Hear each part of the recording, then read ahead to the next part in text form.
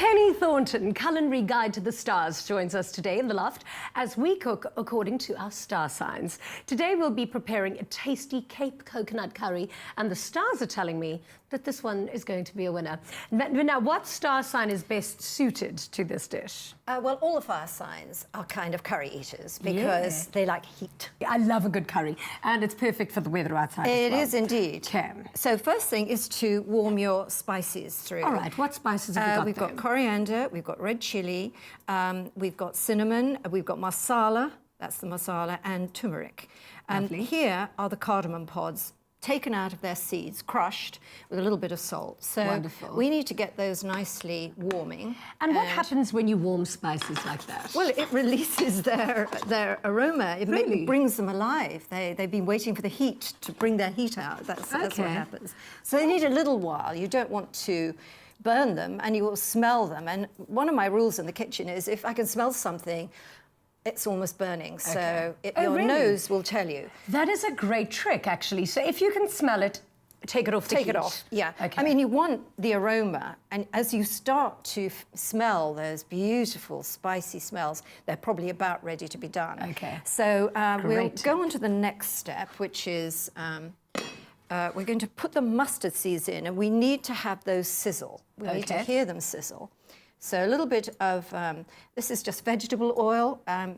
Better not to use olive oil or any strong tasting oil in a curry. Use canola, any kind of vegetable is the right thing to do. Now, I'm not sure we will get them to sizzle. What about a coconut oil? I think that's the coming, well, I know it's the coming thing. People have been using it for a long time, and, and it is very good. But because we've got coconut milk in this, I think that's over-egging the pudding. It's just it is. It's just too much. So I know. You know. So we'll put these. I mean, in. I want to be vegan until I see biltong, and then it's just Absolutely. Okay. So these seeds need to little pop a bit, and you'll see them jumping around in the pan. And as soon as that happens, as soon as you start to see them popping around, we're going to add our paste. And another important thing, a little bit like when we were. As we've seen before, the amount of cooking of the onions and the leeks or whatever you've got in there, that actually also intensifies the flavour. So that smells so good. What is in your paste exactly? We've got fresh ginger grated, we've got onions and garlic, lots of garlic. Oh, and it's delicious already. This needs to cook for about 7 minutes, just and so that it doesn't burn, you just add a little bit of water. Every time you see that it's going to catch in the pan, you just throw some water at it, and it's going to be fine. And then it's about this time that I also add all the spices that we've got there. So they need to cook in as well. Must I mix them in for you? Yeah, please. There you go. It's nice to and have I'm an going to assistant. clean around. You know, I'm so good at cleaning in the kitchen, or well, pouring. Oh, and you know what? Eating. We need to add the curry leaves too, which I'd forgotten to do. Okay. I think that's you know everything that. So you've been to Durban before? I have, yes. In Durban, they've got a curry flavour called mother-in-law's tongue. Oh my goodness! Isn't that lovely? I think that was a plant, wasn't it? In the Victorian times, they had a mother-in-law's tongue. I think it was. Yes. So could have been maybe from there. I just know it as a Durban curry, but. Oh, okay, that looks great. What's our next step? About 7 minutes to allow those to all come together, really cook through. We'll pretend 7 minutes have gone. And then we're going to add our Quorn. You could use soya, as long as it's because this is a vegan curry, anything that's suitable that isn't, of course, meat or anything. However, if somebody is a meat eater, could you substitute it with meat or chicken, and the same recipe will stay the same? Absolutely. I would tend to use chicken with this, although you could use lamb. You could use prawns, but then you wouldn't be adding the prawns at this stage because that would just be to overcook them.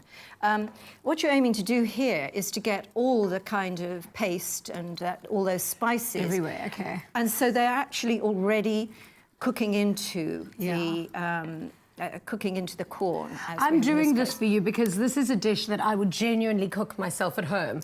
So I'm literally hanging on to every word so that I don't forget. Well, I think really, like a couple of the other recipes we've done this week, is these are not rocket science. You don't need a degree in culinary, arts to be able to cook these dishes.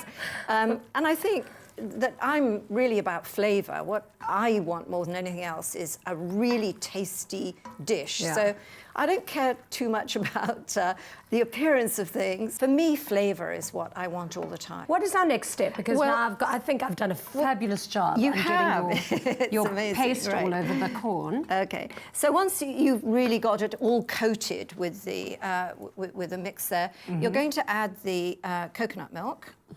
Oh, this is so good. Now, really, you know, setting aside the idea of this being a vegan dish and using Quorn here, if you don't put anything in it at all, you're just going to make the curry base. Yeah. You can just make the base without anything in it and allow it to cook in the stages that I've done it. And then at a later date, just add your shrimp or anything that you want to. You obviously have to cook chicken a little bit longer, but it's a very versatile curry sauce, really. And is that it?